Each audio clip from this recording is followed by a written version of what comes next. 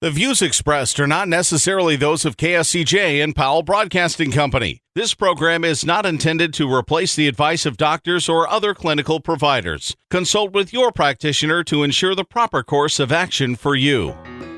Welcome to When Things Aren't Going Well on AM 1360, FM 94.9 KSCJ. This program is dedicated to your mental health wellness and brought to you by Family Services, a United Way partner agency.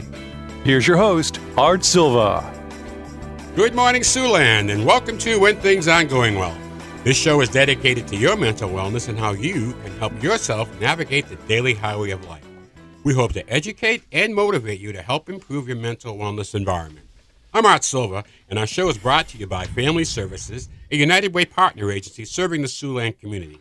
Joining me today is my colleague and co-host, Brenda Geisinger, Chief Operating Officer of Boys and Girls Home and Family Services. Good morning, Brenda. Good morning. How you living? I'm living the dream. Okay, I like it. I hope you say that next week after Thanksgiving. You know, That's right. I'll be family snoozing away on the turkey. I love it. I love it. Would you please introduce today's guest and topic? Absolutely. So today we have with us Rosie Strong. She's been with us many times and always gives us very wonderful information to share with you all. Rosie has been with the agency of Family Services as a therapist for 40 plus years. She's a phenomenal therapist. So welcome, Rosie. Well, welcome and good morning, everybody. It's a good Thursday. Good Thursday, right. So listen, what do you, better than next Thursday, because next Thursday's the day you want to get horizontal on the couch and have somebody just call you when dinner's ready. You've been watching football games and stuff. Everybody has their family tradition. That would be a great show someday. What do you do for Thanksgiving? But I'm glad I don't do horizontal because I'm helping making the dinner. Oh, so you're one of the other workers. people are doing horizontal and waiting for us to call them. You're one of the workers. I love it. Well, today we got a great topic, and it kind of ties in with Thanksgiving because we know the day after Thanksgiving is Black Friday. And what do people do? They go crazy and they go shopping. So today our topic is we're going to talk about the retail therapy and compulsive shopping. So would you want to start us off, Rosie? Sure. There's this word out there that's called retail therapy, and I think that many of us do this in the sense of giving us special treats, little treats as we have different things in our life. And there was a survey done in Michigan, and they talked about a number of people will do this to help themselves feel good, give them a different mood booster kind of thing. And it's about going shopping to give yourself a special treat or to celebrate something in your life. And so many times we do it consciously, and sometimes we just do it unconsciously because it makes us feel good. Well, I'll tell you, it's all about getting back to what you said about your mental health. On one of our shows, we said, boy, if ladies aren't shopping, we got a mental health problem. So we're coming back to that because I really get it. They come back feeling good, and I notice people from our store stuff. When they find something that they like, boom, it lights up, and they can see themselves in it. They try it on, etc. And it's kind of fun, but can you take it to the excess? When it's looking at it, you can take anything to excess. So what are some of the benefits? Let's go into retail therapy. What are some of the benefits of shopping? Well, some of the benefits of shopping. Well, it's instant gratification in a sense when you go and you are picking something out that makes you feel good. And it doesn't have to be anything expensive in a sense, but sometimes just going and shopping and getting distracted with the colors and what's out there or whatever the circumstances you are in the sense of shopping gives us kind of like an emotional well-being, a boost.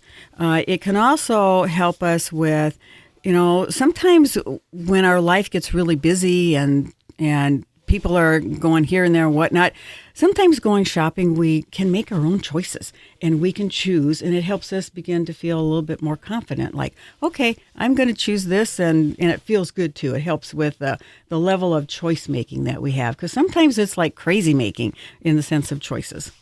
Well, I think this would be mainly, and correct me if I'm wrong, a female activity. And I base that on the fact no one's called me up to go shopping. They haven't, Art? No, wait a minute, don't call me up to go shopping. I would avoid them all The mall's got to get smart. I think all the lady stores should put in a little bar, a little sports center right in the middle, so the guys can come in, sit there, go and sit and they enjoy come, themselves. how does this look? Oh, that looks great. What down is it? I mean, it's just one of these things that I think has to evolve. But no, I'm afraid to go into. I'm not qualified. I think men might do different kind of Is there shopping. shopping, guns, their or toys, fishing, their toys are a sports little equipment? different. A little different? Okay. Get out of the Army surplus store, huh? Don't know. I hear you. Hey, I'm Art Silva, along with my co-host Brenda Geisinger and our guest family services clinical therapist Rosie Strunk, and you're listening When Things Aren't Going Well. So let's continue our discussion on retail therapy and compulsive shopping. Okay, Rosie, let me ask you, what is the mental health impact? Well, I think the big thing is that we don't, when we're doing like the retail therapy shopping, we don't have like this buyer's remorse where we feel guilt and we're concerned about things. We have an uplifting of our mood.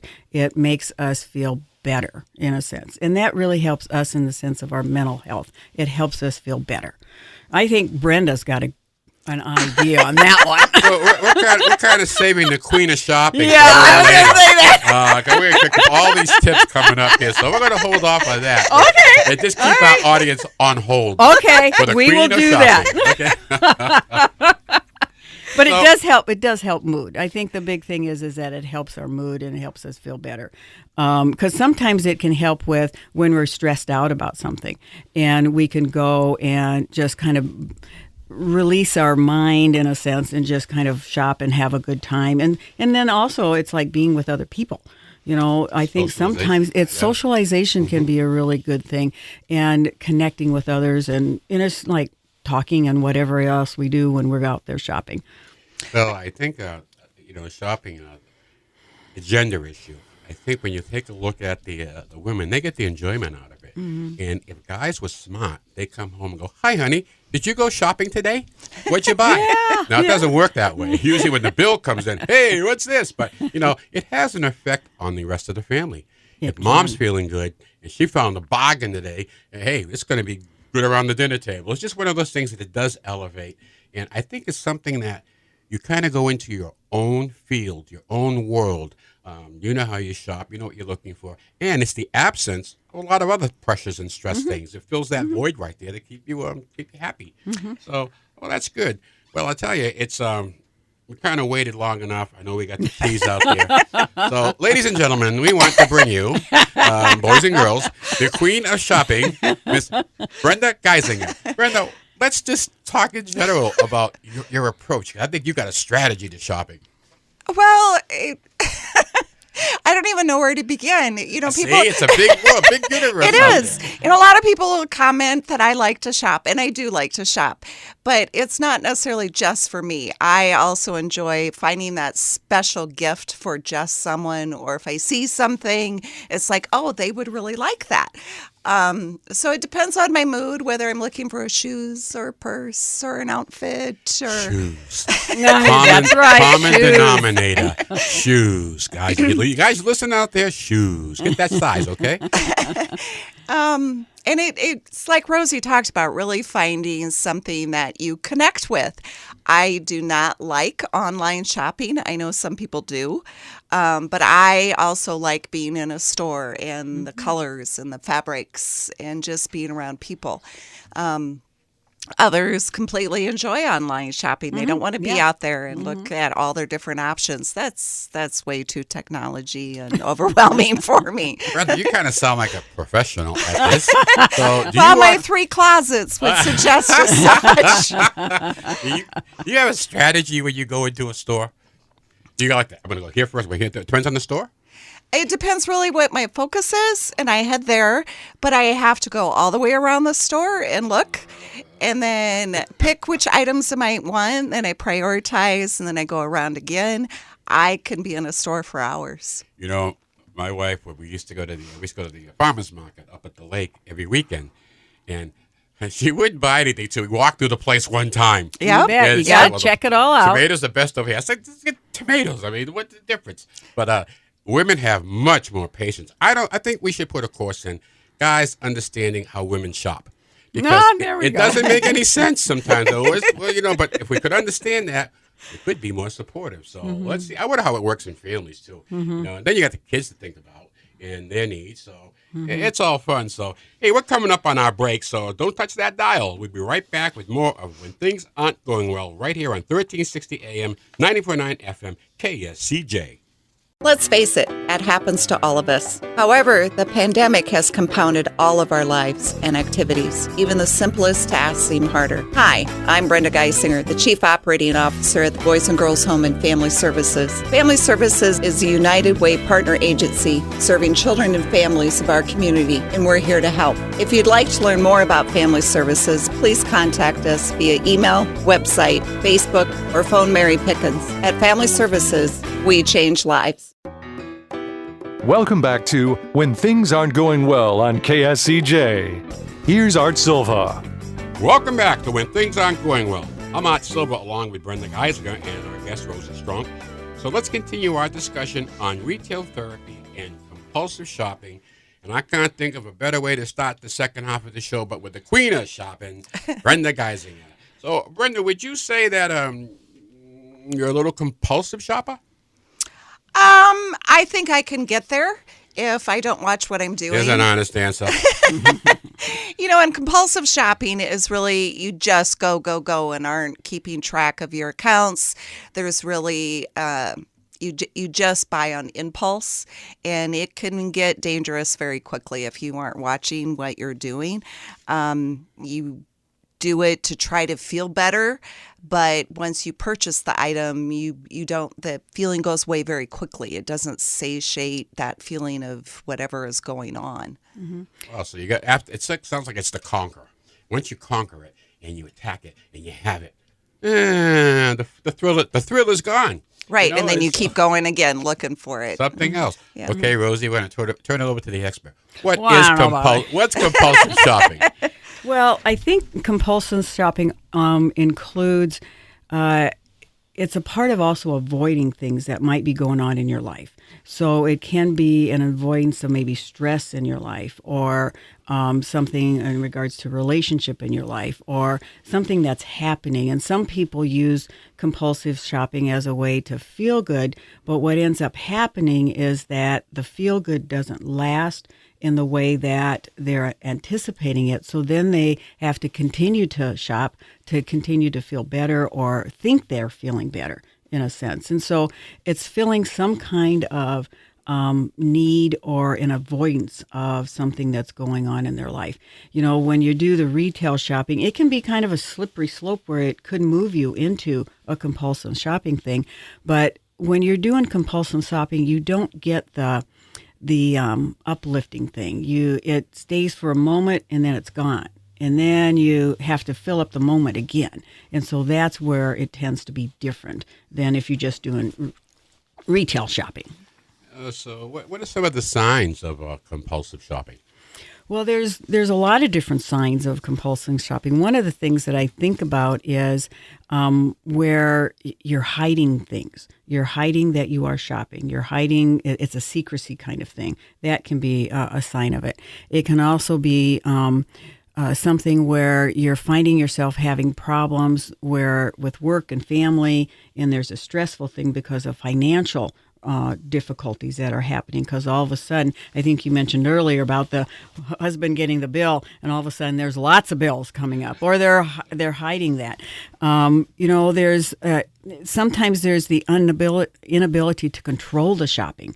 It's like I got to keep going and going and going, and like online shopping, they might be doing a whole lot of research of this and that and whatnot. So you're spending a lot of time thinking about shopping, going shopping, in that regard. And so there's those kinds of signs that are happening with the compulsive shopper. I got a question for Brenda. Have you ever gone shopping and not bought something? Yes. And what's that feeling like? You sit there and you think, do I really need this? Or do I want this? And where am I going to put this? Or how am I going to use this? And if I ask myself those questions, I can, and make good choices about what I'm going to buy or not buy. Yeah. Do compulsive shoppers just can't wait for the next newspaper to come out and all the ads and stuff like that. Is that the first place they go to? I don't know if it's the first place they go to, but they probably definitely go there because they're looking at what they can buy and what's going to fit their needs. The other thing is that being a compulsive shopper, you buy things that you really don't need. Yeah. And so you might be looking at ads and go, okay, I'm going to go this, get that. And then you get it and why do I have it? And then they've got that guilt thing with it. Well, certain stores, I think once you get into shopping, I look at it a different way. I look at the way they lay the stores out and all the intentional things they do to get the shopper there. So when I look at these professional shoppers, like the one sitting next to me, Brenda, they understand that. And they know they don't fall for the games, and they know just what they want to do, how they want to get there. And let me ask you this. This is something new because we're having a problem with staffing. Are you finding problems with help in stores? They give you some advice or help, or do you not need it? I think if you're in a particular store, let's say like a home improvement store, I don't know a whole lot about that. And so, But yeah. you still go. You betcha. Still this week on There we go. That's fair. And yeah, there may be that struggle of finding someone to answer your questions. I think that's always the case. I think it's even more problematic now than it was years ago. Yeah.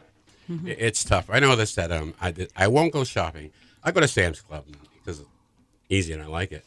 But I won't go on weekends because it seems like the entire region comes in. So you tend to learn the shopping trends in your area. Saturday and Sunday is very busy, and that's good. And I love to see the families come through and load those carts up and stuff like that. It reminds me kind of like the old days. So when I look at shopping, I did the grocery shopping. And I did it all the time when we're married. And I had it down to a science. I dropped my daughter off at Jan's class Saturday morning at 10 o'clock. I'd run to the grocery store. I got 1 hour to get it done. I knew the layout of the store. I fly to the store, get back there, and there she is at 11 o'clock, ready to go home, and I've got the grocery shopping done. My wife lost her way in this. She hadn't been there for so long that she couldn't find her way around the store, and I could zip through it. I like comparing prices. What's the best per ounce? I like that kind of stuff. Just like a game. That's the game part. Clothing. Oh, man, how do you keep trying stuff on so much? I mean, off and on. Hey, give me 5 of those. Okay, I couldn't do it. I don't have the patience to shop. Did you give me any help in that area? Help in the area of what? That's why you guys bring people to go shopping with you.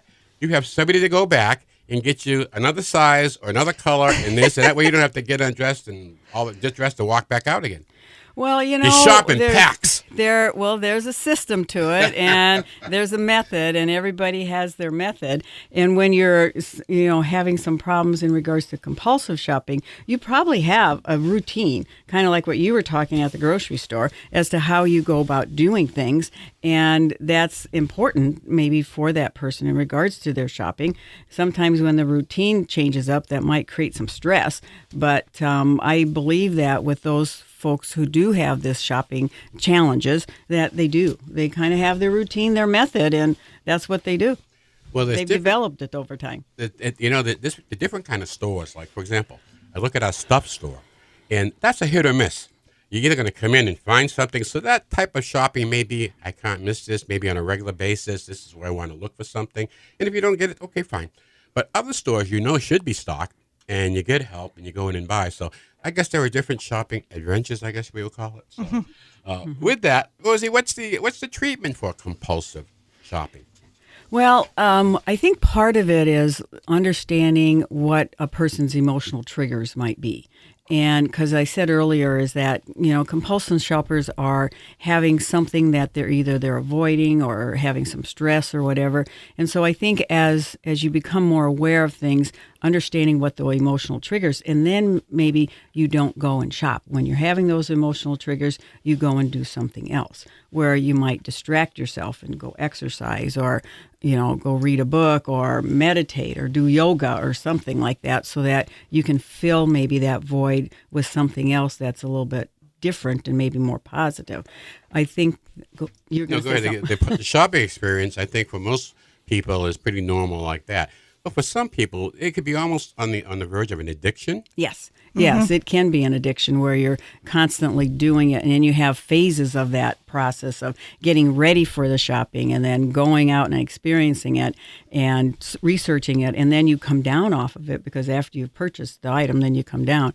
The other kind of thing that I think that sometimes that I've encouraged people to do is to do the 48-hour rule, where if you have an idea or you want to go shopping and you're compulsively looking at stuff, is to wait 48 hours. And to see if it's something you need, if it's something you want. And many times you get through that urge to go. Great idea. Great support. Well, we're getting near the end of our show, and before we do, I need one last comment from the Queen of Shopping as we approach Black Friday. Anything you can say on that, Brenda? Any tips for us? Enjoy yourself. That's a good one. I like that one. That's a safe one. Go early. Go early, yeah. I'll tell you. Well, listen, we're coming up at the end of our show, and every week we share a joke with you, so it's good for the soul. So we're going to stay in the theme of Black Friday, so here we go. If you're going shopping on Black Friday, please be considerate by turning your phones horizontal before recording any fights. Thank you very much. We would appreciate that. Thank you, Brenda, Rosie, and also thanks to our listening audience. Stuff, Siouxland's best-kept secret, located at the former Indian Hill Shopping Center, is having a huge Christmas sale, so get on the savings. New stuff arriving daily, so this is a hit-or-miss place. Boys and Girls Home and Family Service is a great place to work, and we have immediate openings, all shifts for mental health technicians. We're also looking for therapists and teachers, so give our HR manager a call at 293-4700 or visit our website. When things aren't going well, we'll be back next Saturday morning at 7 a.m. right here on 1360 AM, 94.9 FM, KSCJ, and our topic will be sleep deprivation and mental health. Don't forget to do your homework this week and go out and have a good laugh. It's good for the soul. Have a great week, and may the sun shine on you. Happy Thanksgiving. Peace. Happy trails to you until we meet again. Happy trails to you. Keep smiling until then.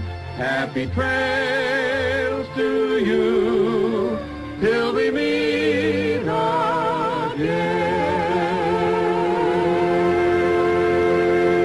For more information on the services provided by Boys and Girls Home and Family Services, see them online at boysandgirlshomeiowa.org.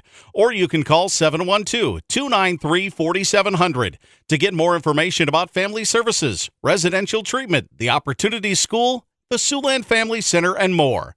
At Boys and Girls Home and Family Services, we change lives. We change lives. We change lives.